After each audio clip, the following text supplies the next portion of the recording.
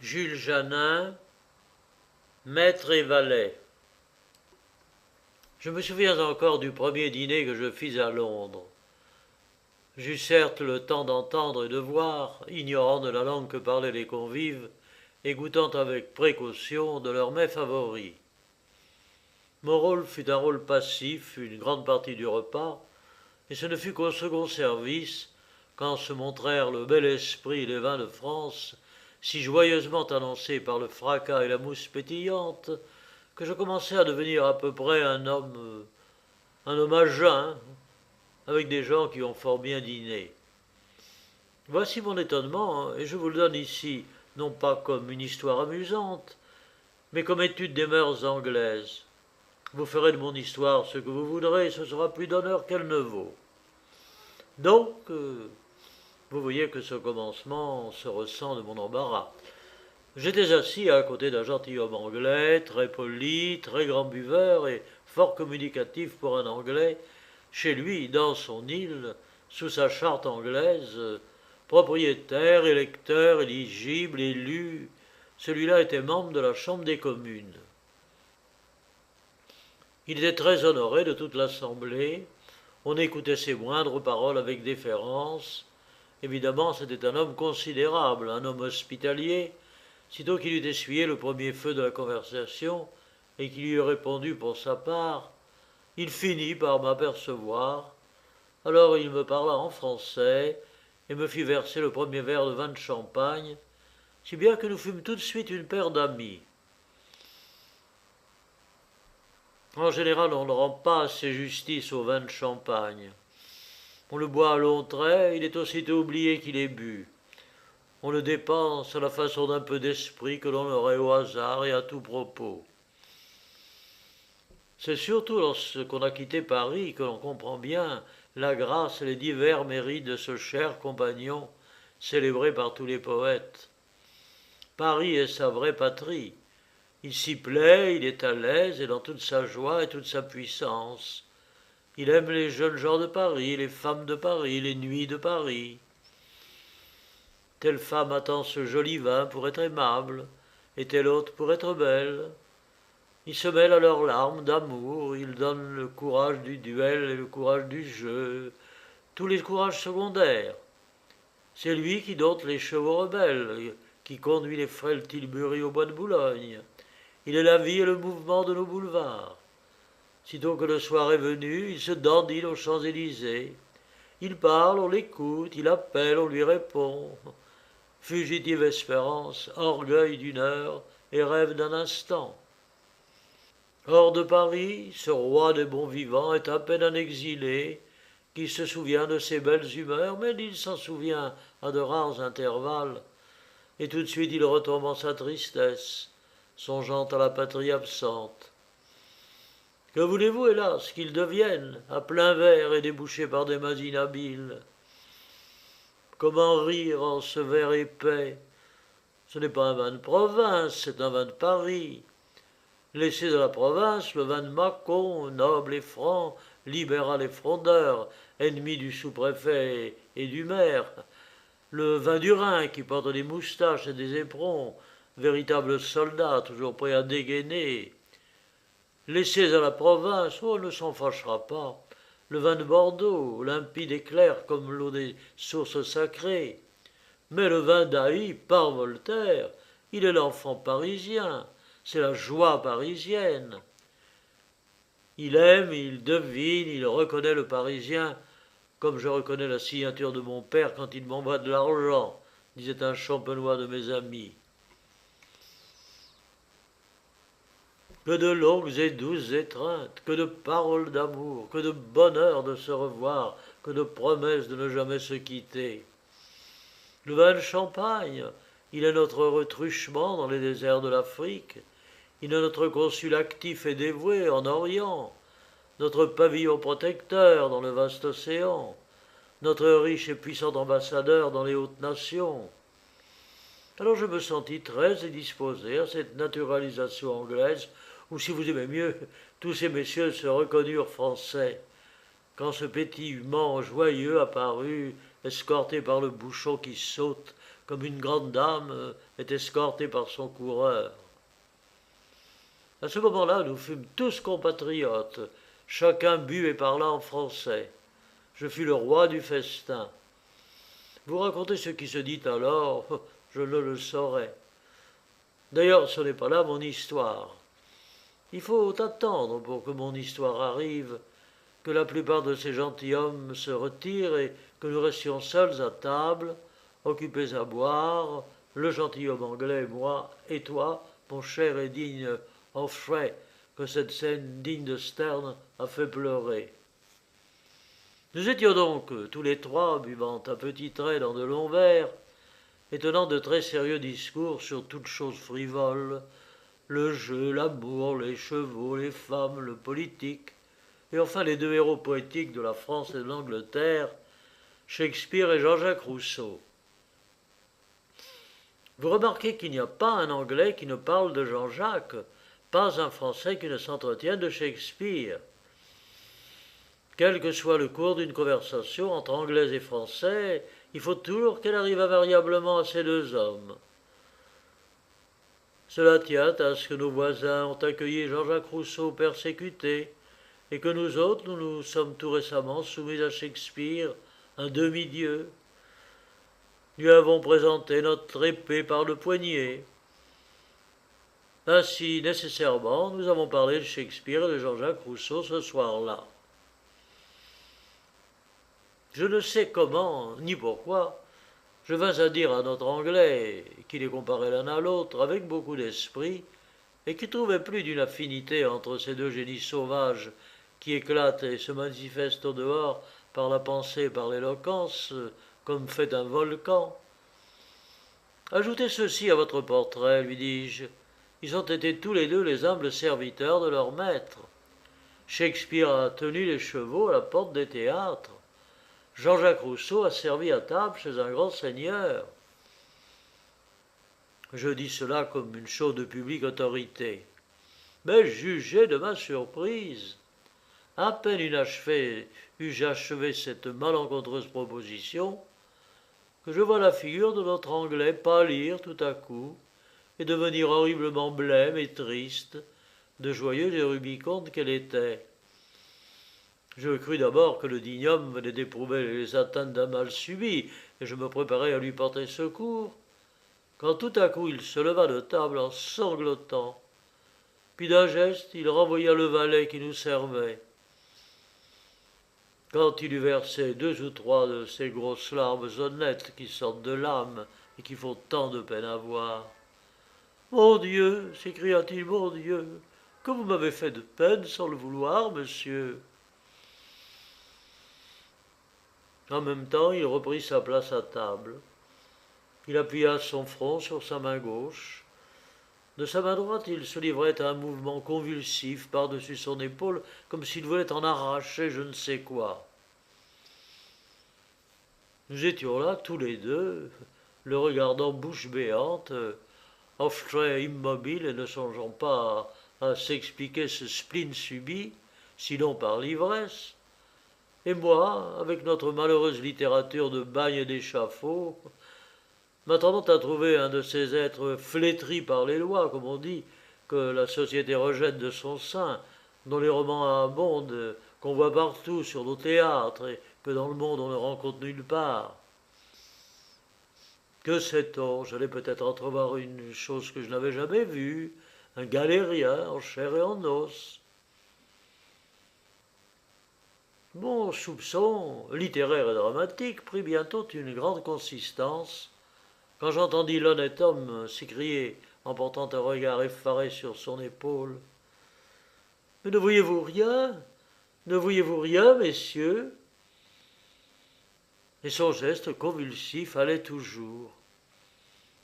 Offray lui répondit qu'il ne voyait sur les épaules de son honneur qu'un très bel habit de très beau drap. Moi, silencieux, je pensais tout simplement que le gentilhomme s'était trompé, qu'il avait voulu dire « Ne voyez-vous rien sous mon habit, et non pas sur mon habit ?» Je me croyais très habile en ceci. Il y a des moments où l'on pousse la bêtise jusqu'à la cruauté. Cependant, le gentilhomme insistait. Mais ne voyez-vous rien sur mon habit? Ne voyez-vous pas cette maudite aiguillette? Et tout à coup, remarquant mon étonnement, désappointé que j'étais de chercher une simple aiguillette sur une épaule que je croyais marquée au fer chaud. Oui, dit-il en serrant les poings, oui, j'ai porté l'aiguillette. J'ai servi à table. Je suis un valet indigne d'être assis à vos côtés. Donnez-moi une place derrière vos sièges, messieurs, et permettez-moi de vous servir. Hofstrait prit pitié de ce digne gentilhomme et lui adressa de consolantes paroles. Moi, j'avais un bien mauvais cœur ce soir-là, ce n'est pas pourtant ma coutume. Je me disais que pour l'intérêt du drame, si l'Aiguillette était un acteur moins héroïque, il était plus inattendu et plus nouveau. Et je me demandais ce que le drame allait devenir. Alors commença un vrai drame. Éloquence, colère, larmes, pitié, rires aussi, rien n'y manquait. C'était un drame à la Shakespeare, et qu'il n'eût pas laissé échapper, j'en suis sûr, s'il eût entendu cet homme avec tant de regret nous traîner dans toutes les angoisses de cette condition que je lui avais rappelée avec tant d'innocence et si peu d'à-propos. Tout ce qu'il nous dit ne pourrait se redire.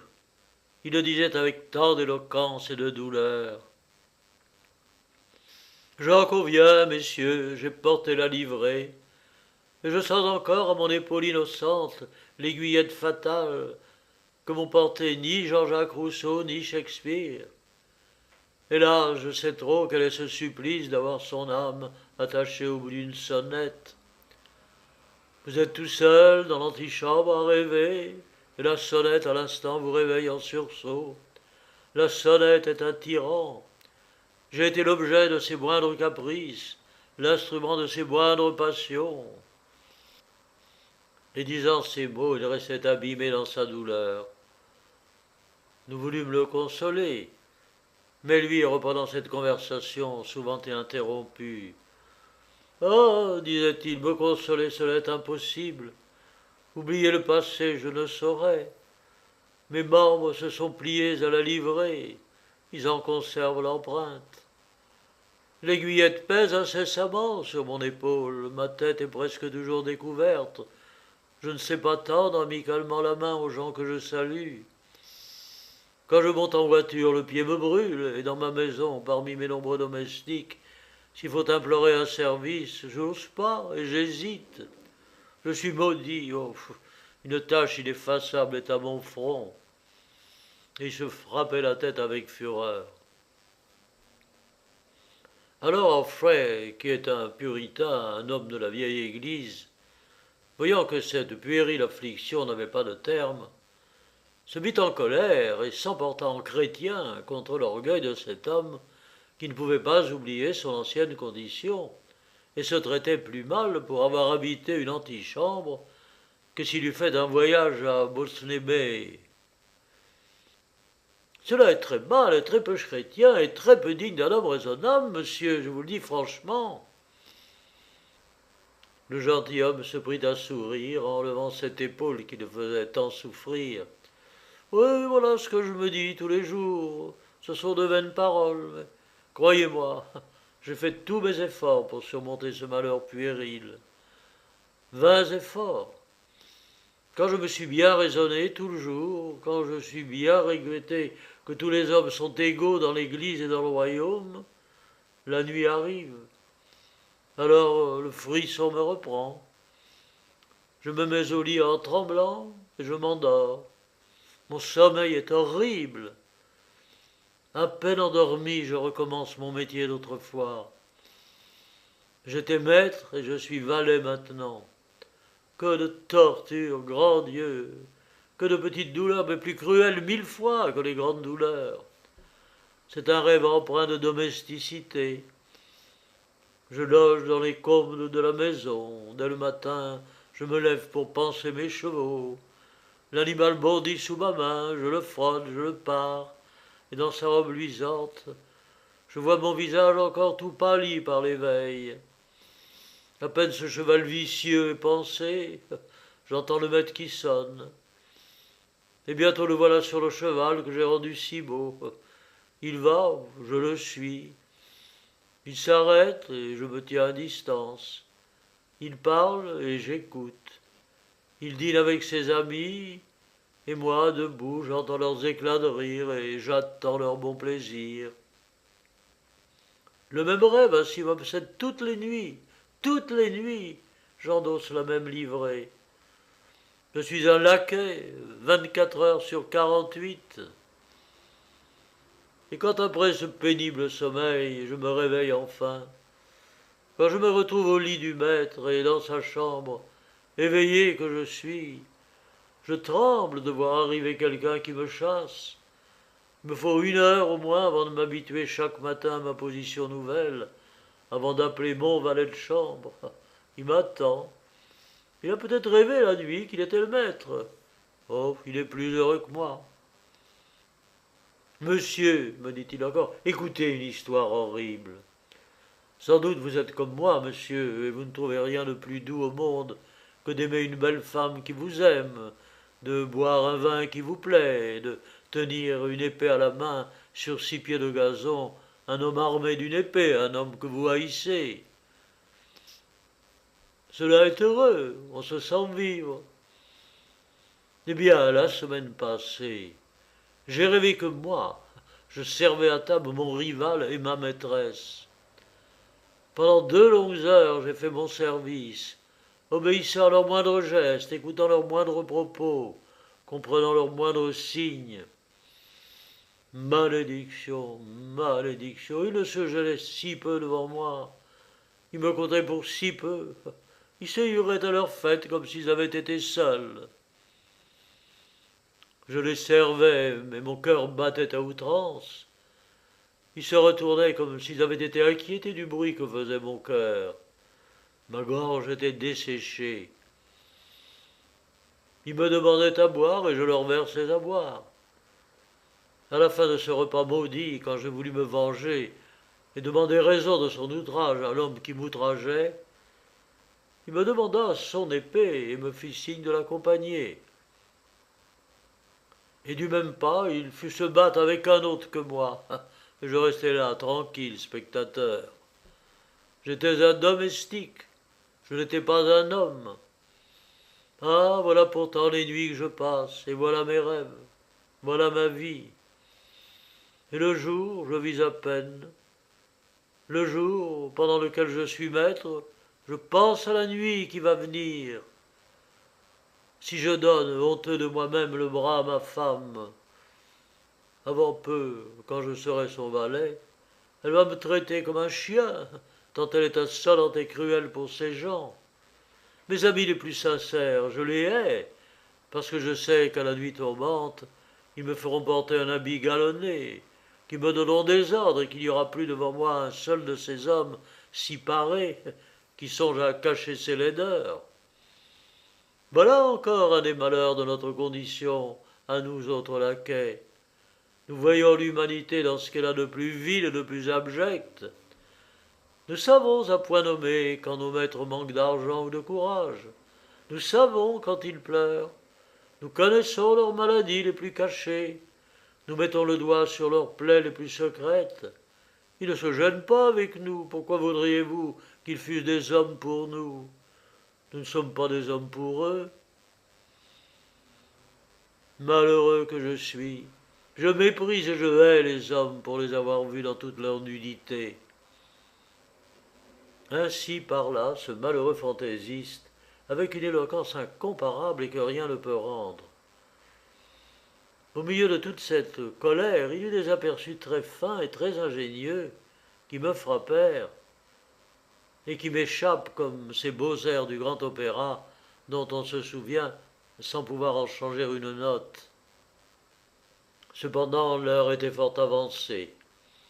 À minuit, notre gentilhomme se leva en sursaut. « Oh, voici l'heure où je redeviens laquais, nous dit-il. Il sonna. Un des valets de la maison entra dans l'appartement. Voulez-vous, lui dit-il très poliment, faire avancer ma voiture, s'il vous plaît? Et il sortit en nous faisant un profond salut. Restés seuls, Geoffrey et moi, nous entendîmes le carrosse armoirier qui s'éloignait. Ceci est étrange, dit Geoffrey. Voici un sentiment singulier et tout nouveau qui se révèle à nous mal à propos. C'est un mélange bizarre de folie et de raison que je ne saurais définir, mais bien singulier. Qu'en penses-tu, toi? Je pense, lui dis-je, puisque nous avons parlé de Jean-Jacques Rousseau, que voilà un homme qui dérange singulièrement les plus belles pages qu'ait écrites Jean-Jacques Rousseau. Son admirable déclaration sur le remords.